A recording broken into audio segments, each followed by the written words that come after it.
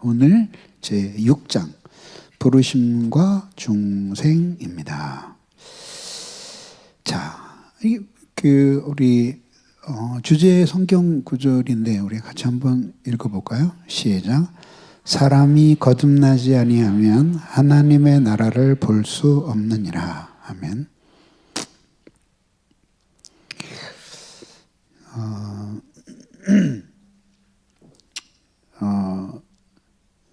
인간이 결국 성경이 묘사하고 있는 바는 현대인들이 정말 동의하기 어려워요. 왜냐하면은 너무 절망적인 존재로 묘사가 되는 거죠. 그러니까 그러면 하나님이 인간은 선하게 살아야 되는데, 근데 선이라고 하는 것이 그거는 사실 아주 긴 논의가 필요한 거잖아요, 그죠? 뭐 선에 대해서 좀 설교 속에서 많이 논의를 했지만, 아주 굉장히 많은 논의가 필요한 거죠. 이게 무슨 뜻이냐면, 지금 국제적으로 돌아가고 있는 정세를 보세요. 미국이 선이라고 생각하는 거하고 중국이 선이라고 생각하는 게 완전히 달라요. 그리고 북한이 선이라고 생각하는 것도 다르고, 한국 사람이 선이라고 생각하는 것도 달라요. 한국 안으로 들어오면 돈 가진 사람들이 생각하는 선이라는 것도 다르고, 돈이 없는 사람이 생각하는 선이라는 것도 또 달라요.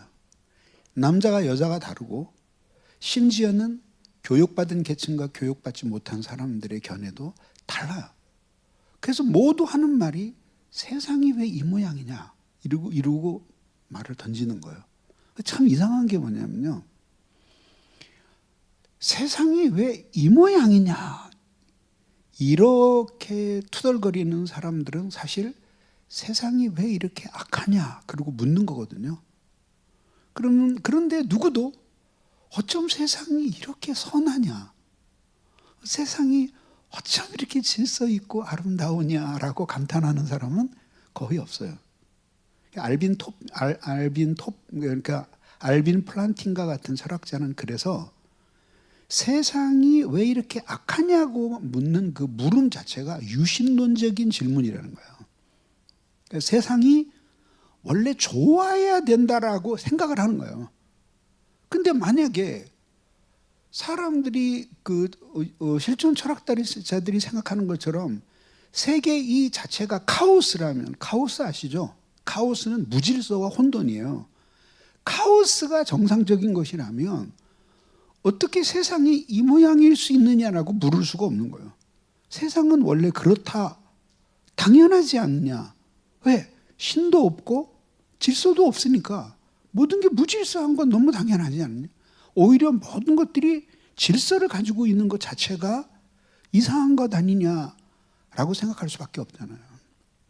그러니까 인간이 그런 절망적인 존재로 묘사되는 게 사실은 이제 근대에 들어서 인간이 인간의 관점 자체가 자기가 이 온 우주의 일부이고, 그리고 뛰어나신 하나님이 계시고, 그리고 그 하나님이 모든 사물들을 층차대로 만드시고, 그리고 인간은 바로 그 적절한 위치에 있으며, 그 인간이 존귀한 이유는 하나님이 우리 인간에게 의미를 부여하시고 우리를 사랑하시기 때문에, 몸으로는 큰 강아지 한 마리, 큰 개 한 마리에 지나지 않고 나귀만도 못한 덩치지만, 그러나 의미에 있어서는 내가 없다면 세계의 의미가 결정되지 않을 정도의 그렇게 소중한 존재라고 하는 것이 누구 생각이거든요. 근데 그걸 세상 사람들은 그 정도 가지고 만족을 못하는 거죠. 그러니까 그런 인간관을 오늘날 현대의 세속주의적인 생각을 가지고 있는 사람들이 동의할 수가 없는 거죠. 그런데 문제는 뭐냐면, 그런 인간관의 동의를 만약에 안 한다고 하면, 그러면 제대로 된 인간관을 가져야 되는데, 그럼 그 인간관을 가지면은 다른 세계관과 인생관, 그 다음에 자연과 모든 것들과 조화를 이룰 수 있는 그런 인간의 위치를 정할 수 있느냐. 그래서 그것을 정할 수 있고 그게 성공했더라면 인류가 이렇게 불행해지지 않았죠. 인간은요, 확실하게 장담하는데요, 날이 갈수록 불행해질 겁니다. 그리고 이 어마어마하고 폭발적인 물질 문명의 발달은 인간에게 아주 심각한 고통을 안겨다 줄 거예요. 그래서 이 물질 문명을 우리들이 거부하면서 살지는 않되 적절히 마음의 거리를 두어야 돼요. 그거는 사도 바울 때부터 이미 있었던 일이에요. 그래서 뭐라 그래요? 세상이나 세상에 있는 것들을 사랑하지 말라. 물질이 발명해서 뭐 이런 것들을 가지고 강의도 할 수 있게 된 게 전부 다 물질 문명의 발달이잖아요. 그러니까 얼마나 고마워요. 근데 뭐냐면 이거는 우티, 사용해야 할 것이지 free, 누려야 될 것이 아니라, 무슨 목적으로 내가 이 재산을 가지고 있고 이 물건을 소유하고 이것을 사용함으로써 내가 무엇을 더 높은 상위의 목적에 도달할 것인가를 생각을 하면서 살아야 되는 것이에요. 그래서 내가 여러분들에게 이제 뭐 사실은 뭐 이제 매번 강의가 거의 매번 구역장 모임도 거의 유언과 같을 거 아니에요. 그래서 내가 하는 이야기는 뭐냐면,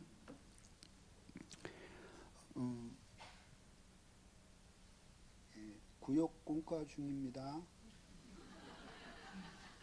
아내에게 전화가 왔어요. 안 받으면 큰일 나죠. 그러니까 이제 그러니까 이제 앞서 내가 유언처럼 남기고 싶은 얘기가 뭐냐면요, 공부하는 사람이 돼야 돼요. 이게 무슨 뜻이냐면, 공부하지 않는, 이제 공부라고 하는 것은 그냥 수학 문제 푸는 공부 그런 얘기를 하는 게 아니라, 이러다가 이게 오늘 공과를 어떡하려고 그랬지? 근데 어쨌든 하겠습니다. 이번에 킬러 문항이라고 나오는 걸 내가 봤어요. 그 대입에. 그 중에 몇 문제를 봤는데, 뭐 수학이야 그런 거야 이미 다 잊어버렸으니까 모르는데, 이제 국어나 이런 것들 이렇게 보는데 해겔에 대한 문제가 나왔어요. 저도 해겔을 꽤 읽었는데 뭐 고등학생보다 많이 읽지 않았겠어요. 생각도 많이 했고 못 풀겠어요. 전혀 못 풀겠어요. 한 30%는 감이 오는데 나머지 70%는 감이 안 와요. 그런 문제를 내는 이유가 뭐예요? 사교육하라는 거예요. 그러니까 뭐냐면 내 개천에서 용 안 나요. 근데 그렇게 공부를 하는데 걔네들이 진짜 공부를 하느냐? 아니에요. 여러분이 내가 그 이야기를 읽고 혼자서 뱃살을 잡고 혼자서 뒹굴며 웃었어요. 그러면 귀신이 고칼 노릇이라는 뜻 우리 모두 이해하죠? 이해해요? 못해요? 그러니까 이상하다 이게 이렇게 논리적 과학적인 법칙에 잘 안 맞는 일이 일어났을 때 귀신이 고칼 노릇이다. 여기다 분명히 뒀는데 없어져 버려요. 귀신이 고칼 노릇했는데 이거를 젊은 애들이 뭐라고 말을 하냐면 그게 어떤 때 그 말을 쓰는지는 대충은 감을 잡았는데 귀신은 고칼로리야.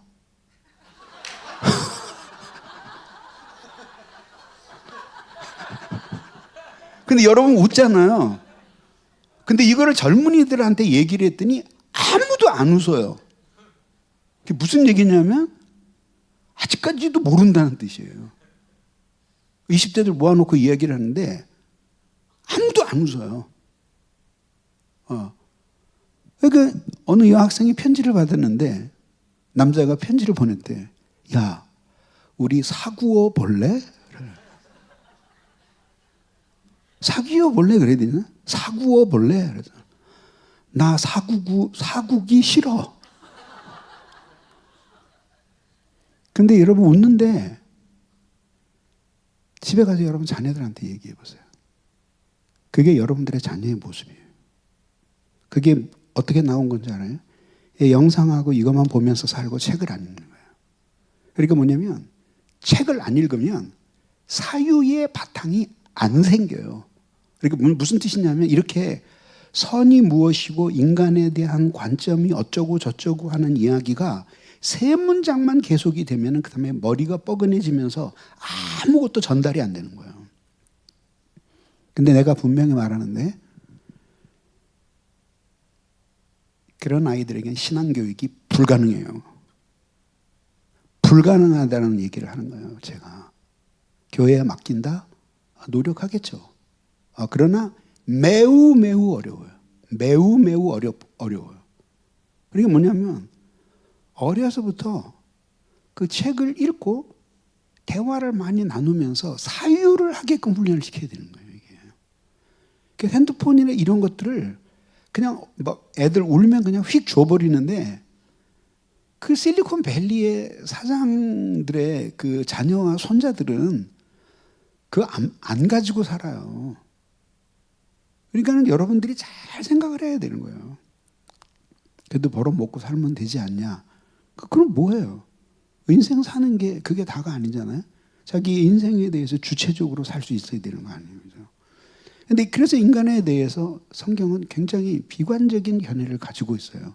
근데 이게 말하자면 어두운 것과 밝은 것에 비유할 수 있는 거죠. 그러니까 인간에 대한 견해가 비관적이면 비관적일수록 하나님에 의한 낙관이 제시될 배경이 되는 거라 얘기예요. 그래서 여러분 기억나세요? 이번에도 수인희 교수가 와서 이제 강의를 하셨는데 여러분들이 이 시대에 수인희 교수 같은 분의 강의를 듣는 거는 특권이에요, 특권.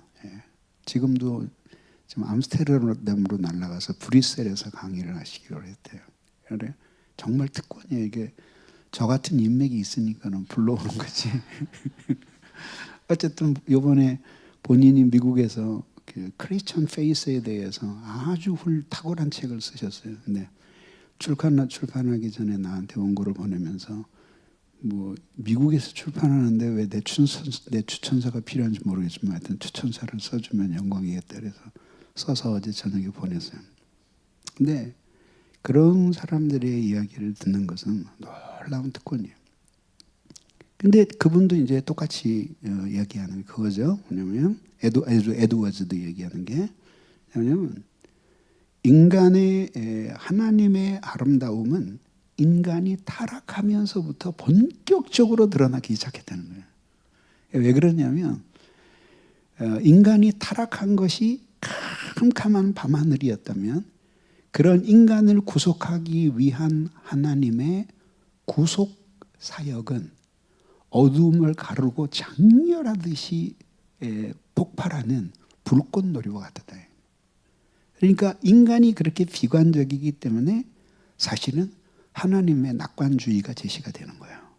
좀 서론이 길어졌습니다만 이제 그림을 보면은 이렇게 나오죠. 부르심인데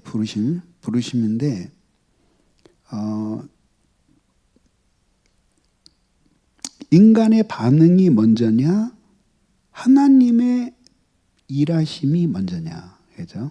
근데 이것을 시간으로만 재지 말고 논리로 먼저 생각을 해야 되는 거죠. 왜냐하면 인간은 성경에서 묘사하는 바로는 인간의 영혼은 범죄한 이후 죽었어요. 죽었다라고 하는 것은 이제 설명드린 바와 같이 여러 차례 설명드린 바와 같이 몸이 죽었다는 것은 이제 완전히 숨을 쉬지 않고 맥이 끊어지고 이제 썩어간다는 뜻이지만 영혼은 불멸의 존재니까 그런 식으로 죽음의 개념을 설명할 수 없다 그랬죠, 그죠? 그러니까 그러니까 이제 인간의 영혼이 죽었는데 그 죽었다는 의미는 뭐냐면 스스로 하나님을 못 찾는다는 거예요. 활기와 활력을 잃어버려서 스스로 자기를 구원하실 하나님을 찾아갈 수 있다면 그러면 그것은 죽은 것이 아니죠. 그걸 못하는 거예요. 그런데 그러면 아무 능력이 없나? 아니에요. 왜냐면 도처에서 하나님을 느끼는 거예요. 근데 그게 자기를 구속하는 하나님이시라 자신을 그 하나님이 어떤 식으로 구속하실 것에 대해서는 그걸 알지 못하는 거예요. 그래서 필요한 게 뭐냐면 먼저 인간이 먼저 반응을 하는 게 아니라, 이게 아니라 하나님이 먼저, 성령님이 인간의 마음에 부르셔요. 이거를 좀 어려운 말로 소명이라고 불러요. 콜링이라고 부르는데, 근데 이것이 무슨 뜻이냐면요, 전도의 말씀이 외적인 부르심을 통해 전해지고, 첫 번째, 성령의 내적인 부르심으로 그 마음이 죄인들의 마음에, 말씀이 죄인들의 마음에 역사하는. 근데 이건 두 개로 되어 있는데 사실 둘이 아니라 동전의 양면과 같은 거예요. 그래서 앞에 부분을 외적 부르심이라고 이야기해요. 그러니까 구원받지 못한 죄인을 믿도록 설득하는 진실한 권고예요. 그러니까 이런 거는 외적 부르심이 아니에요. 우리 교회 갑시다. 이거는 외적 부르심이 요건을 충족하지 못해요. 최소한 사형리, 하나님이 당신을 사랑하십니다. 그런데 당신은 하나님으로부터 멀리 떨어져 있어 비참합니다. 그리스도께서 당신을 위해 죽으셨습니다. 믿으면 구원받을 수 있습니다. 최소한 이 정도. 아니면 하나님이 세상을 창조하셨습니다. 그러나 인간이 타락했습니다. 자기의 힘으로는 하나님께로 돌아올 수 없어서 인간이 불행한 것입니다. 그래서 예수 그리스도께서 우리를 위해 대신 십자가에서 죽으셨습니다. 그를 믿는 사람에게는 하나님이 다시 우리의 영혼을 살리셔서 하나님과 교제하며 살게 하십니다. 이런 정도의 복음의 핵심적인 내용이 들어갈 때 이것을 외적 부르심이라고 하는 거예요. 그러니까 이거를 때를 얻든지 못 얻든지 끊임없이 전파하는 거예요. 그러면 누군가의 마음을 때리는 거예요. 그리고 구원받게 만들어 주시는 거죠. 그 다음에 내적 부르심은 뭐냐면, 이건 여기서는 지금 유요한이라 그러는데 이거는 그 우리 교회 교역자 이름이고 유효한이에요. 유효한. 그런데 이 내적 부르심은 뭐냐면 그 외적 부르심의 메시지를 이 사람이 듣고 생각하게 해서 성령님이 그 말씀의 의미를 이 사람의 마음속에 불붙이시는 거예요. 그래서 이거는 실패할 수 있어요. 실패하지 않는다면 전도지 10만 장 돌리면 10만 명 와야 되잖아요. 근데 통계에 의하면요, 전도지를 받고 교회에 오는 사람이 1만 장을 돌리면 한 명이라고 통계가 어느 통계에서 내가 봤어요. 1만 장을 돌려야 한 명이 온대요. 그걸 보고. 근데 그리고 말로 해도 그것은 실패할 수 있어요. 유효하지 않아요. 근데 성령이 부르시는 것은 유효해요. 반드시 그 사람이 그 부르심에 대해서 올바르게 반응을 하게끔 하시기에 유효한 부르심이라고 부르는 거죠. 외적 부르심, 이건 내적 부르심이라고 하는 거죠. 내적 부르심의 세 가지 특징이 있어요. 이건 여기에 요약되어 있는 것은 거의 외워야 하는 것들이에요. 거의 머릿속에 다 외우고 있을 정도의. 사실은 제가 그냥 가지고 있는 꿈이 이거를 그 서론부터 시작해서 서론, 신론, 인간론, 그 다음에 기독론, 구원론, 교회론, 종말론까지 7권을 쓰는 게 사실 제 목표였는데 이제 뭐 한 권밖에 못 됐는데, 그래도 어쨌든 이 한 권이라도 기독교 신앙의 뼈대를 잡아주는데 많이 이바지한 거는 너무나 감사하게 생각을 하죠. 많은 대형 교회에서 이 교재를 교류반에서 교재로 쓰고 있는 것도 너무 감사한 거예요. 근데 그 세 가지 부르심에, 그러니까 외적 부르심이 아니라 내적 부르심의 세 가지 특징이에요. 예. 그게 뭐냐면 첫째는 도덕적 설득의 방법으로 죄인의 마음을 역사한다는 거예요. 이게 무슨 의미냐면요. 예, 넌 쓰레기야. 너는 개 XX야. 뭐 이런 식으로 욕을 한다는 의미에서 도덕적이라는 게 아니라 이 외적 부르심을 다 듣고 나면 마음에 설득이 되는데 그게 뭐가 설득이 되냐면 아, 내가 비참한 사람이구나.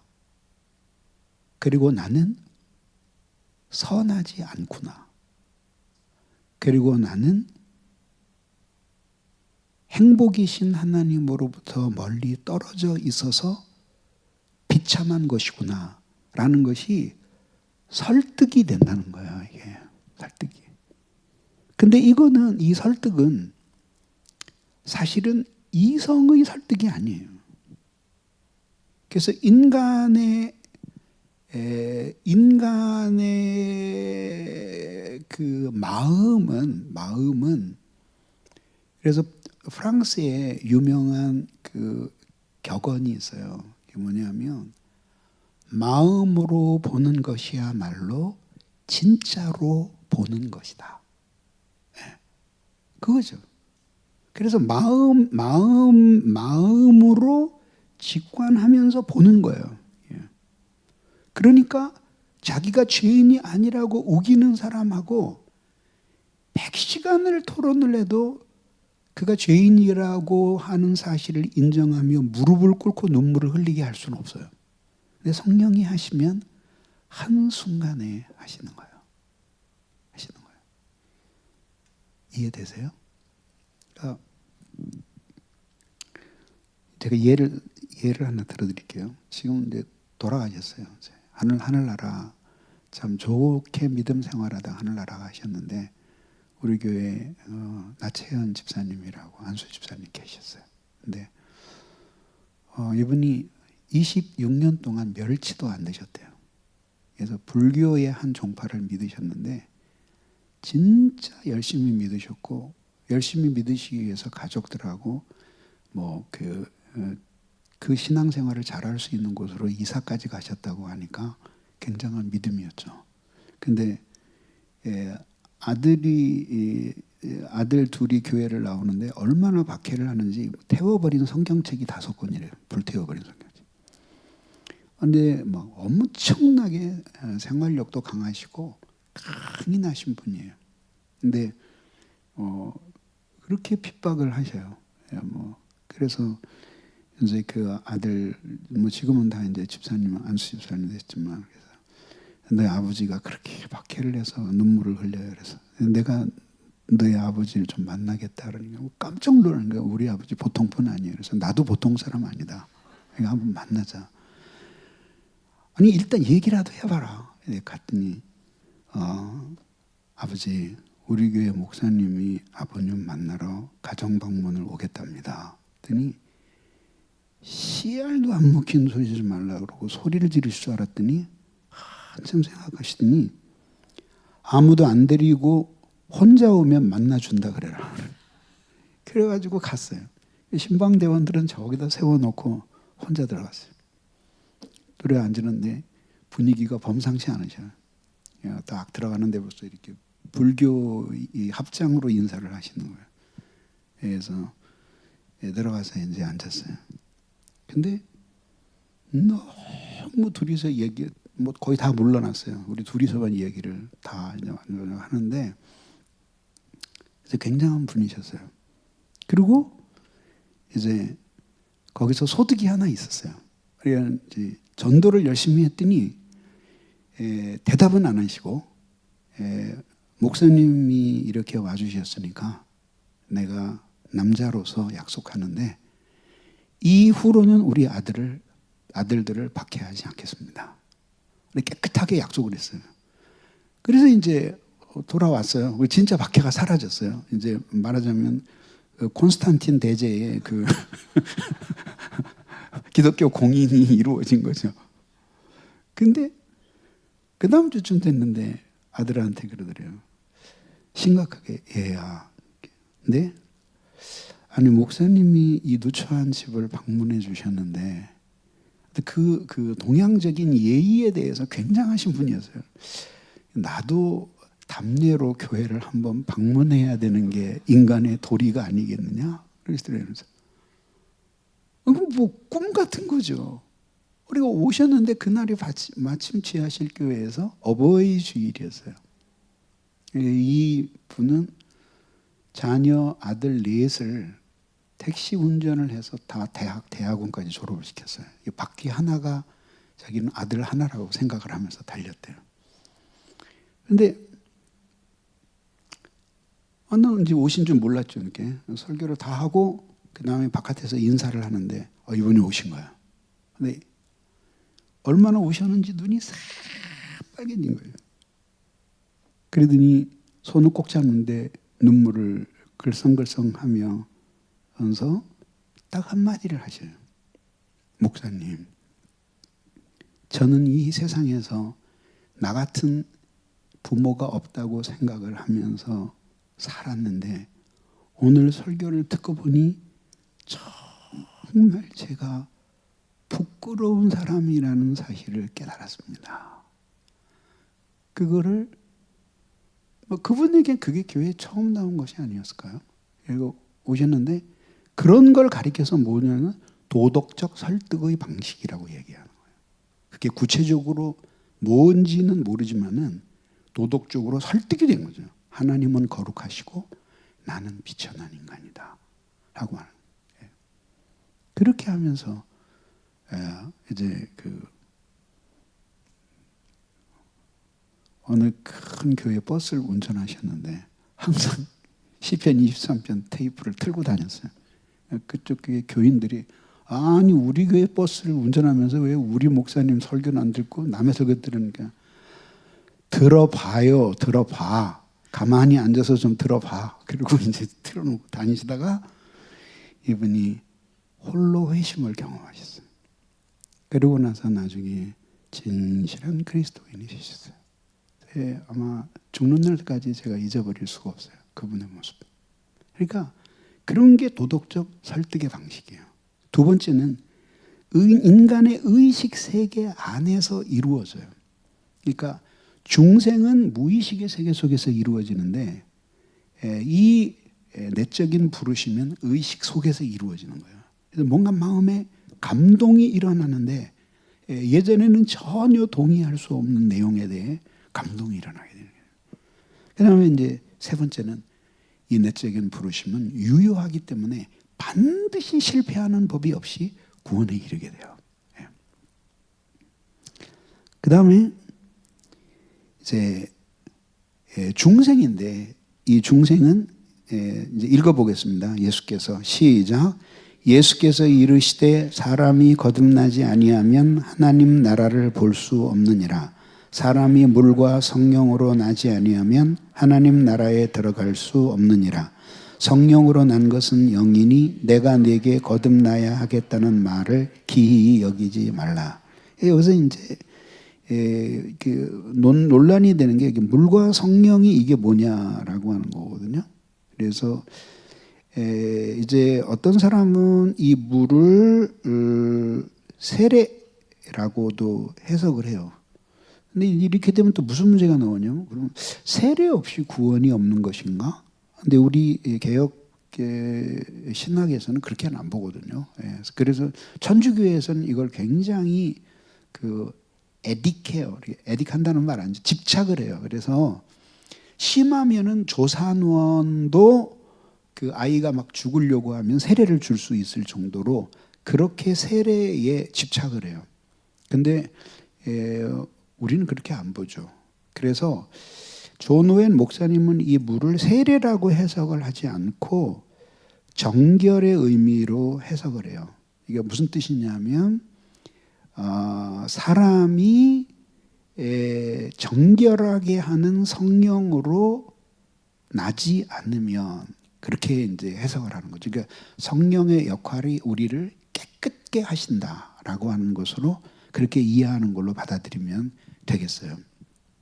또 어떤 사람은 물과 성령이라고 했는데 물 그 자체가 성령의 비유이고 그래서 물 곧 성령 이렇게 해석을 하는 분도 있어요. 근데 어쨌든지 간에 이것이 세례가 중요하진 하지만 세례 없이는 구원받을 수 없다라고 하는 그런 생각을 입증하는 성경 구절은 아니다. 이렇게 기억을 하시기 바라요. 중생이 뭐냐? 요건 외우셔야 돼요. 요건. 저는 그래서 같이 읽어보겠어요. 시작.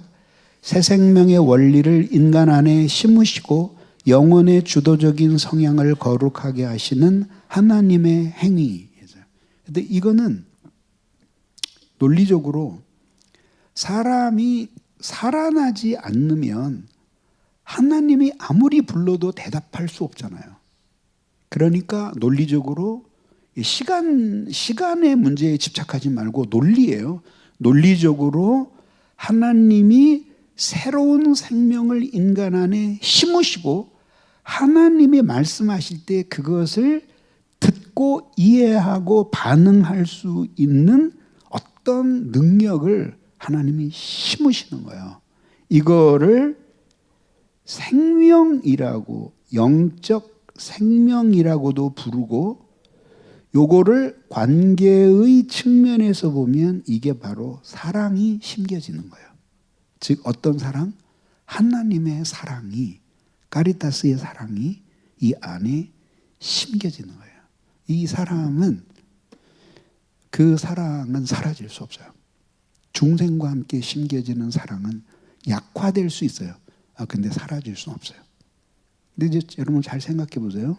그러면 안 그런 사람도 많이 있지만은, 그러나 많은 사람이 한번 누군가를 죽도록 깊이 사랑하면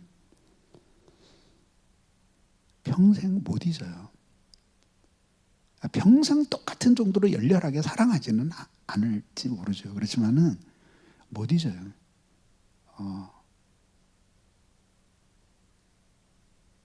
그게 인간의 마음이에요. 잊기 어려워요. 그런데 이거는 사람을 향한 사랑이 아니라 하나님을 향한 사랑이에요. 그러니까 하나님이 중생과 함께 인간 속에 예전에 없었던 당신을 향한 사랑을 심으시고 생명을 심으셔서 집어넣어 주시는 거예요. 그거를 이제 조나단 에드워즈는 피지컬이라는 단어를 써요. 그러니까 뭐냐, 하나님이 당신의 힘으로 인간의 의지를 초월해서 하나님이 중생을 심으시는 거예요. 중생, 그게 중생이에요. 여러분 그 사람은 이제 성화가 잘 이루어지는 환경 속에서 살면, 성화를 잘 하면서 살면 이 사랑이 점점 커져요. 근데 이제 성화 생활이 신통치 않고 침체에 빠지고 죄를 짓고 은혜에서 멀어지면 이 사랑은 점점 식어져서 거의 없는 사람과 다를 바가 없을 정도로 무도한 사람의 길을 가게 되는 거예요. 이게 중생이에요. 중생의 필요성은 여기까지만 하겠습니다. 인간을 재창조하는 것과 같은 위대한 사건이에요. 그래서 천지창조를 통해서 세계가 이루어졌다면 그 다음에 또 다른 작은 우주라고 할 수 있는 인간의 이 내면이 중생을 통해서 혼돈 속에서 재창조되는 거예요. 두 번째는 비중생자, 거듭나지 않은 사람은 하나님과 영적인 것에 대해서 무지해요. 그래서 아무리 아름답게 하나님을 설명해도 중생하지 못한 사람은 그 신령한 것을 들을 수 있는 귀가 없어요. 그래서 아주 지루하고 아무런 관념이 없이 들리는, 공허하게만 들리는 거예요. 근데 이러한 영혼의 어두움은 생각과 총명, 이건 판단력이에요. 판단력과 그 다음에 이거는 성향이에요. 여기에 영향을 미쳐요. 그러니까 중생하지 못하면 어떻게 돼요? 삶 자체가 계속해서 오류에 빠지고 판단력이 흐려지고 그 다음에 하나님 아닌 다른 것들을 사랑하며 살게 되고 눈에 보이는 이 감각적인 세계가 모두인 것처럼 생각하면서 살게 되는 게 인간이다, 이런 얘기죠. 신령한 것에 대해서 눈뜨지 못하는 거죠. 예. 그런 사람들이 보면은 되게 웃기죠, 우리가. 예. 기차 전철 타고 가면서 말씀을 들으면서 눈물을 흘리는 것이나 아니면 기도를 하면서 눈물을 흘리는 것이나 사람들 보면 미친 짓이죠. 예. 근데 우리는 그 사람들이 미치지 않았기 때문에 미칠 것 같죠. 그래서 선교를 하는 거죠. 그 다음에 영혼의 어둠이 어떤 영향을 미치냐면 생각의 허탄함을 가져와요. 그러니까 아무 의미도 없고 보람도 없는 일에 자기를 끊임없이 소비하게 만드는 거예요.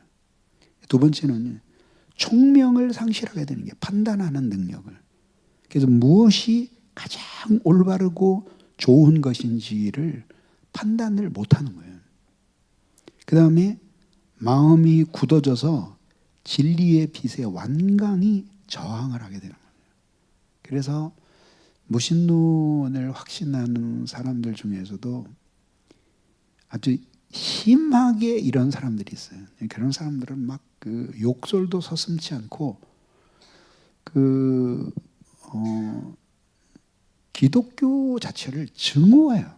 신의 존재 자체를 증오해요. 근데 웃기는 게 뭐냐면 사람이 없는 것을 증오할 수 있어요? 가능해요. 그러니까 그런 신에 대한 증오심 자체가 유신론적인 사고예요. 아니 있지도 않는 거를 왜 증오하냐 이게요. 그리고 있지도 않는 거를 믿는 사람들조차도 있지도 않는 것을 믿는 사람들이라고 생각하면서 기독교인들까지 미워해요. 그러니까 이게 자가당착의 모순인 거예요. 그래서 결국은 극단의 회의주의자는 결국은 극단의 믿음주의로 통하는 사람이다 라는 것을 알 수가 있는 거예요.